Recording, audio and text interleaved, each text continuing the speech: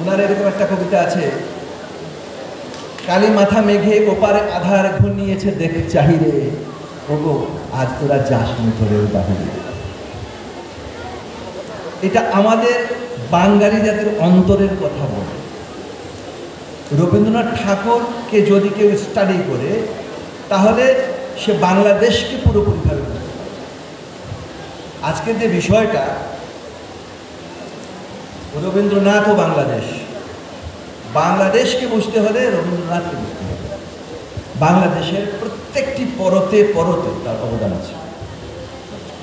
উনি বিভিন্ন সময়ে যখন অনাচার দেখেছেন ব্যথিত হয়েছে। একসময় খুব কষ্ট করে বলেছেন, তখন আমাদের জনসংখ্যা ছিল 7 কোটি।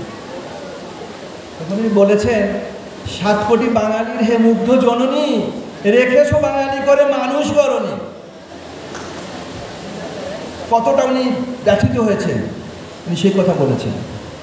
উনি একজন প্রতিবাদী কবি ছিলেন।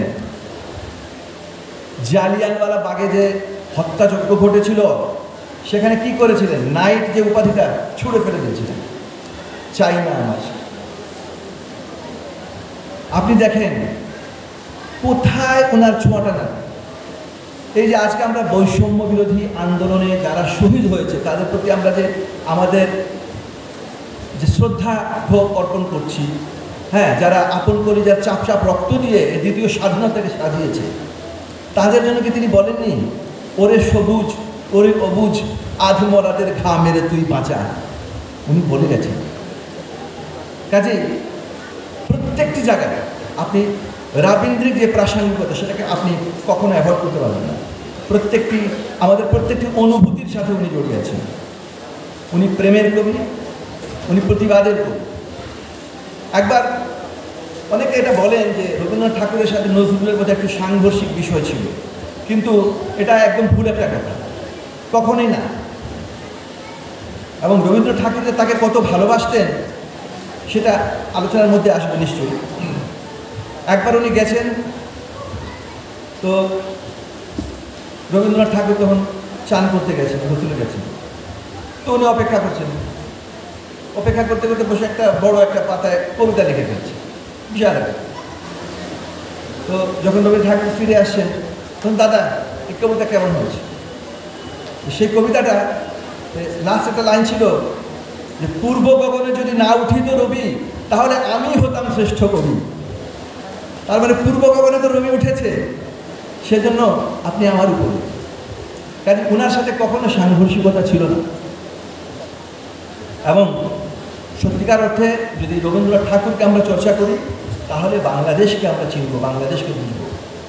সংস অফারিংস যেটা উনি আপনার করেছিলেন 1913 সালে যে নোবেল পুরস্কার পেয়েছিলেন, সেই গীতাঞ্জলিতে ওনার সাথে ছিলেন W.B. Yeats, একজন আইরিশ কবি। এই আইরিশ কবি খুব অন্ধ প্রেমিক ছিলেন। জার্মানির এক বড় পলিটিক্যাল লিডার, ভদ্র মহিলার নামটা আমার মনে হয়, উনি খুব ভালোবাসতেন, কিন্তু ওই মহিলা তাকে পাত্তা দিতেন না। উনি দগ্ধ হতে হতে একজন বিদগ্ধ কবি হয়েছিলেন, সে W.B. Yeats। এবং এত বড় মানের কবি রবীন্দ্রনাথ ঠাকুর তাকে কিন্তু সাথে নিয়েছিলেন। এই গীতাঞ্জলি রচনার সময় কিন্তু উনি কো রাইটার ছিলেন।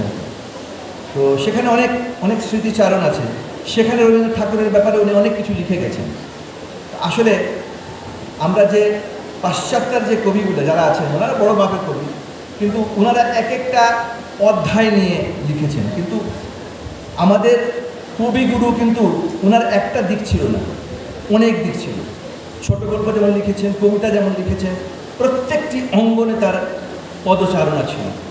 এবং সেটি বাঙালির প্রত্যেকটি পরতে পরতে, পল্লী জীবন, শহুরে জীবন, আমাদের যে সাংস্কৃতিক ঐতিহ্য সব কিছুকে তিনি তুলে ধরেছেন। এক জায়গায় দেখেন উনি এক জায়গায় মানে একটি প্রেমের বন্দনা উনি করেছেন, কেমন আপনারা নিশ্চয়ই পড়েছেন অথবা শুনেছেন। সুন্দর হৃদিরঞ্জন তুমি নন্দন ফুলহার, তুমি অনন্ত নব বসন্ত অন্তরে আমার, নীল অম্বর চুম্বনত চরণে ধরণী মুগ্ধ অঞ্চল ঘেরি সঙ্গীত যত গুঞ্জরে শতবার। ঝলকিছে কত ইন্দু কিরণ, পুলকিছে ফুলগন্ধ, চরণ ভঙ্গে ললিত অঙ্গে চমকে চকিত ছন্দ। ছিঁড়ি মর্মের শত বন্ধন, তোমা পানে ধায় শত ক্রন্দন, লোহ হৃদয়ের ফুল চন্দন, বন্দন উপহার। এই চমৎকার কবিতাটা প্রত্যেকটা লাইনে আপনি একটা নতুন নতুন অনুভূতি পাবেন যদি সেটা অন্তর দিয়ে আত্মস্থ করা হয়। কাজেই রবীন্দ্রনাথ ঠাকুর আমাদের অন্তরের কবি, আমাদের বাংলাদেশের কবি, আমাদের প্রত্যেকটি অনুভূতির সাথে জড়িয়ে থাকা একজন কবি, যাকে চর্চা দিয়ে আমাদেরকে ঋদ্ধ হতে হবে, সমৃদ্ধ হতে হবে। তো আজকের এই আয়োজনে যারা কষ্ট করে আয়োজন করেছেন এবং আমার কোমলমতি ছাত্রছাত্রীরা, ছোট ছোট সোনামণিরা যারা আজকের এই অনুষ্ঠানকে আলোকিত করছে, সবার জন্য থাকলো আমার এক হেলা শুভেচ্ছা। যেহেতু অনেক কাজ আছে, আমি চলে যাব, আপনারা এই অনুষ্ঠান উপভোগ করবেন। আজকের এই আয়োজন সফল হোক এবং রবীন্দ্রনাথের এই রাবীন্দ্রিক চর্চা সতত চিরায়ত থাকুক, এই প্রত্যাশায় আমার বক্তব্য এখানে শেষ করছি। ধন্যবাদ, আল্লাহ হাফেজ।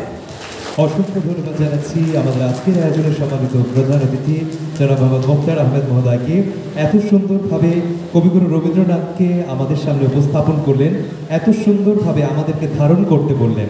তার কথার মাধ্যমে, তার চিন্তা চেতনার মাধ্যমে ফুটে উঠেছে সাংস্কৃতিক অঙ্গনের দিকপাল হিসেবে তিনি একজন অভিভাবক হিসেবে তিনি আমাদের মাঝে আজকে উপস্থিত হয়েছেন। আপনাকে অনেক অনেক ধন্যবাদ জ্ঞাপন করছি। এবারে আবারও জেলা শিল্পকলা একাডেমির সঙ্গীত বিভাগের শিক্ষার্থীদেরকে মঞ্চে আমন্ত্রণ জানাচ্ছি। তারা এবারে সমবেত দুইটি পরিবেশনা পরপর উপস্থাপন করবে, আনন্দ লোকে মঙ্গলা লোকে এবং আমি মারির সাগর পাড়ি দেব। এই শিরোনামের দুইটি সমবেত পরিবেশনা আমরা পরপর শুনে নেব। তার পরপরই রয়েছে আবারও বৃন্দ আবৃত্তি। মঞ্চে এবারে উপস্থাপিত হচ্ছে জেলা শিল্পকলা একাডেমি ময়মনসিংহের প্রশিক্ষণার্থীরা, সঙ্গীত বিভাগের প্রশিক্ষণার্থীদের পরিবেশনা।